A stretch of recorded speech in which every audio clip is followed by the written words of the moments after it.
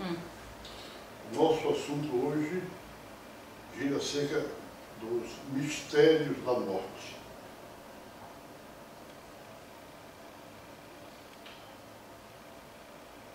Todos vão para o lugar, todos são pó e todos ao pó tornarão. Eclesiastes 3, e verso 20. Realmente, se desejamos ter conhecimento em relação ao destino que nos aguarda, em relação à vida ou à morte, precisamos antecipadamente ter entendimento. Entendimento do que somos. Sem isso, estaremos divagando. O nosso corpo material é apenas uma parte que é formada por órgãos. Estou falando anatomicamente. Cada um é composto de células. E as células são formadas de moléculas. E cada molécula de átomos, ela se perfaz. Se cortarmos em pedaços um átomo, sairão deles energia. Os átomos são repartidos de subpartículas que se movimentam entre os elétrons, os prótons, de nêutrons, e assim por diante. Relacionando-se em uma matéria de física nuclear, que nós estamos mencionando, nós poderemos entender essa situação. Por outro lado, o nosso corpo material restringe-se em apenas formas e subtipos de energia. O próprio pensamento humano é energia. O córtex cerebral expele ondas que são sabiamente registradas. Já tomamos conhecimento que os cientistas medem as ondas cerebrais com aparelhos muito precisos, registrando-as em aparelhos apropriados. Há uma interação intrínseca dentro do nosso organismo. Se dormimos de determinada forma, onde não possa passar o sangue regularmente, levando suas enzimas e energias, o membro fica adormecido. É por isso que dizemos, muitos dizem costumeiramente, o meu braço dormiu. A morte, meus amigos, vem do latim mors. O óbito do latim vem óbito. É o fim. É a interrupção das atividades biológicas indispensáveis para ser mantida a vida de organismo. É tido pelo cientista como o fim da existência e o funcionamento cerebral, onde o homem não pode mais pensar nem sentir. Na realidade, não é muito bem explicada como funciona a morte, qual a sua tipificação. Apenas temos notícias de histórias, divagações científicas, pois nem sabem como funciona de forma cabal o nosso cérebro, muito mais o organismo. Usa a expressão como morte cerebral. Isso nada explica acerca da morte, pois nossas células e tudo é composto no nosso organismo em uma situação única. Tudo faleceu. O cérebro é apenas uma consequência que podemos afirmar levando como parâmetro a Bíblia, para nos explicar de outra forma. A Bíblia fala do Hades, ou Sheol em hebraico, refere-se ao lugar onde os espíritos dos mortos aguardam a ressurreição. O Tártaro é usado para referir-se à prisão dos anjos caídos. Judas, versículo 6. A Geena refere-se ao inferno em relação ao castigo eterno.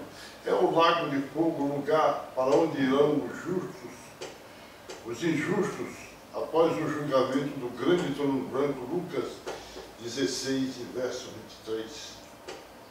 Se o julgamento ainda não aconteceu, como pode alguns afirmar que estiveram no inferno ou na Geena?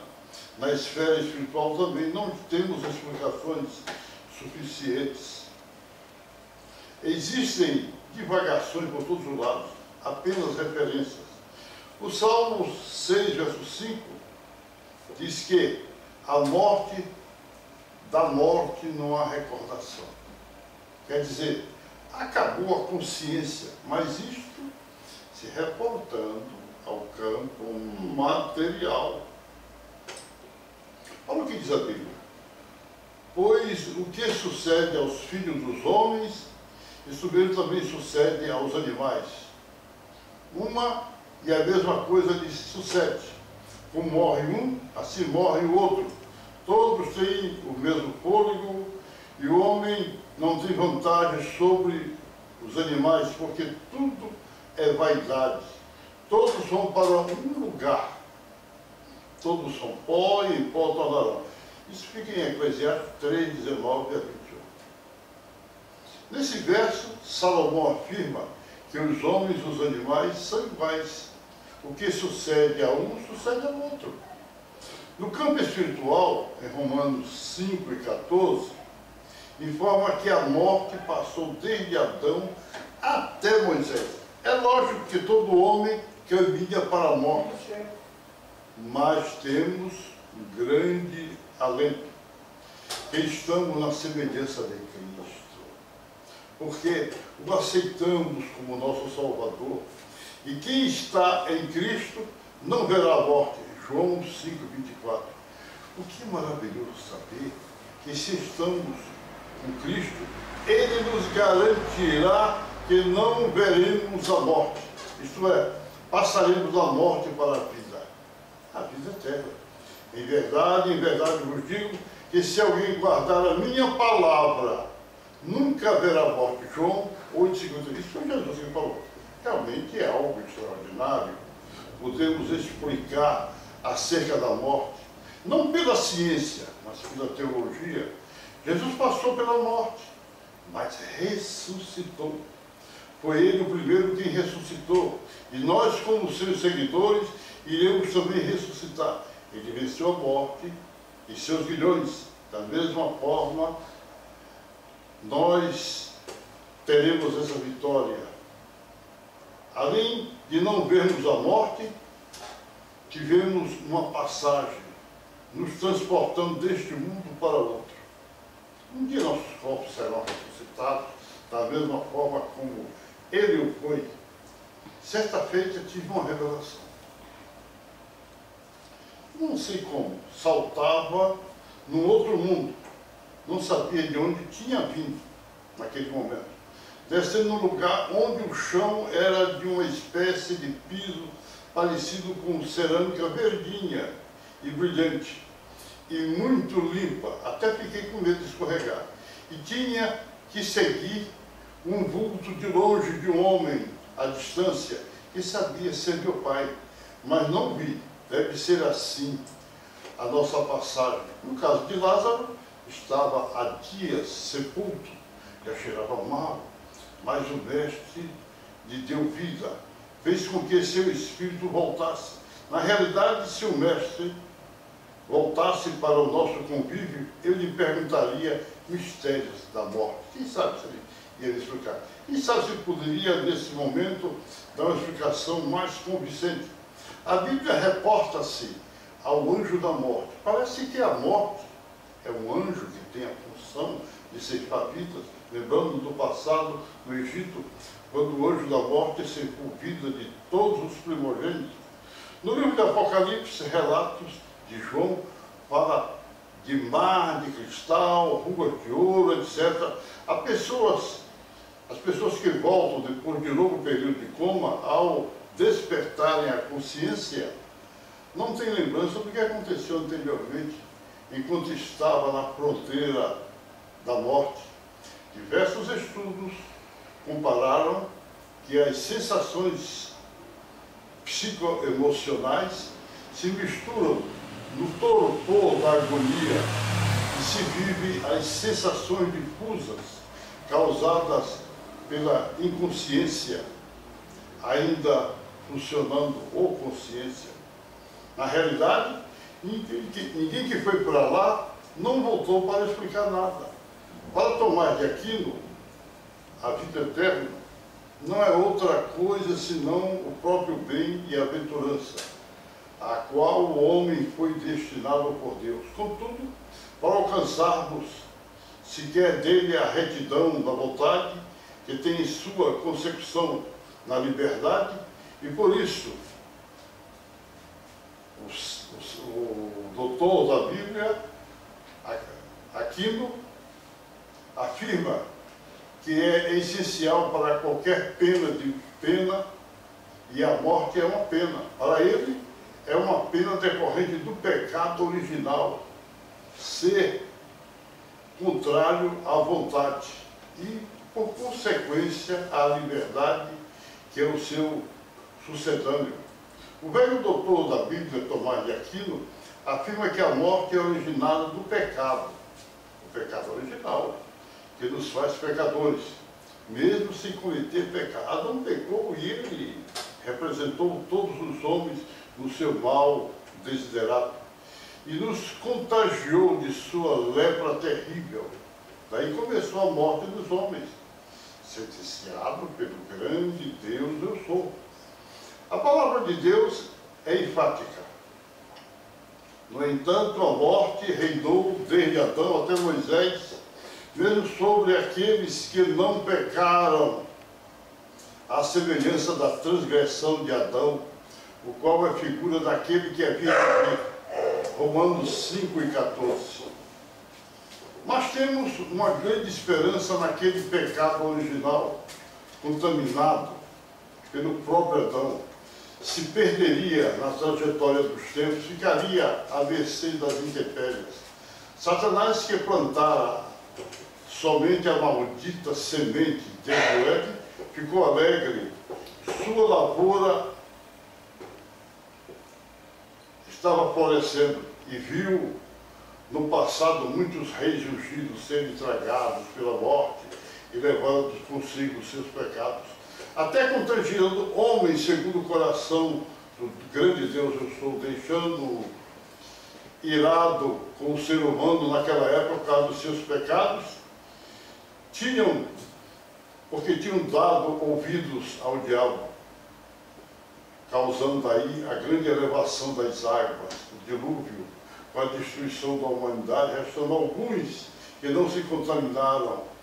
Era preciso acabar com a lepra maldita do diabo.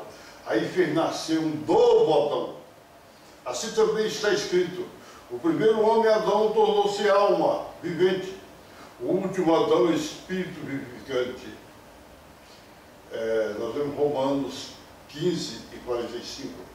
E agora o segundo Adão se manifestou, desfazendo o câncer do pecado original, pois quem se entregou a Jesus foi curado do câncer do pecado.